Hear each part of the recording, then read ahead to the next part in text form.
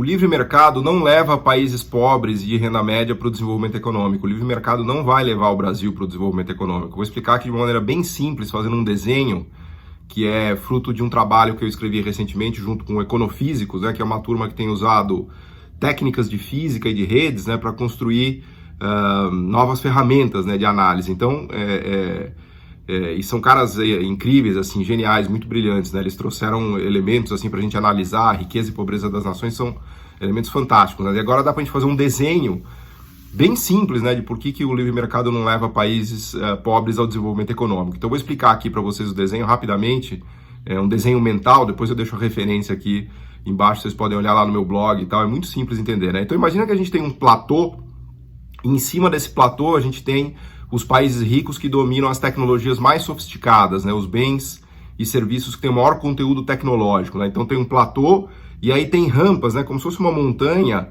e aqui embaixo a gente tem os países pobres e os países emergentes. Esses países estão tentando subir esse platô tecnológico, ou a escada tecnológica, né, como eu costumo dizer. Meu amigo Radium Chang até brinca que os países lá de cima eles chutam essa escada, né? Então, para subir nesse platô, os países pobres e emergentes eles precisam de escadas, né?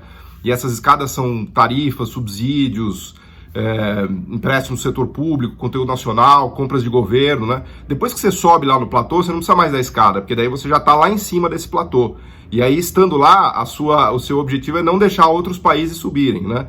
E por que você não vai deixar outros países subirem? Porque a gente vive num sistema capitalista, então as empresas que estão lá, que são as grandes, vamos dizer assim, proprietárias desse conteúdo tecnológico, desse know-how, elas competem com as empresas que estão tentando entrar aqui embaixo, né? Que a gente chama em jargão de organização industrial de entrantes, né? Então é natural do sistema capitalista que os mercados se concentrem e quando concentrados, as empresas que têm já esse domínio de mercado, elas lutam e evitam a entrada, né, de novas empresas que seriam esses entrantes, né? Então, no platô tecnológico existe um grupo poderosíssimo de empresas, principalmente multinacionais, que defendem com unhas e dentes o conteúdo tecnológico delas, né, e fazem de tudo para que as entrantes não subam esse platô, né, do Brasil, da Índia, da China, da Turquia, da África, né, e todas essas empresas, vamos dizer assim, nascentes que tentam subir o platô, né? Então os países que estão tentando se desenvolver, eles estão, vamos dizer assim, nessa superfície tentando escalar o platô, né? Esse desenho que eu estou descrevendo aqui para vocês, ele está feito com técnicas de Big Data e de redes complexas, né? Eu vou deixar a referência aqui para vocês enxergarem, mas a metáfora, né, o desenho é muito simples de entender. Então, a grande dificuldade é subir essa escadinha para escalar o platô, que é o platô do domínio tecnológico. Então, essas atividades que têm conteúdo tecnológico gigantesco, né, estamos falando de eletroeletrônica, química fina, mecânica de precisão, aviação, né, o Brasil tem honrosas exceções, né, tudo que é de maquinário sofisticado está lá no platô, em cima do platô tecnológico. São essas empresas e essas atividades que pagam altíssimos salários, que têm alta produtividade, tem o que os economistas chamam de economia de escala e economia do escopo. Então ali está a riqueza das nações, né? E os países pobres, eles conseguem só fazer o que é fácil.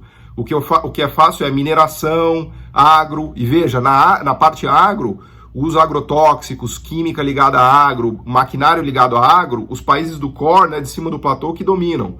Então os países africanos, América Latina e Brasil só ficam aqui na planície plantando soja, milho e trigo, que são commodities, né?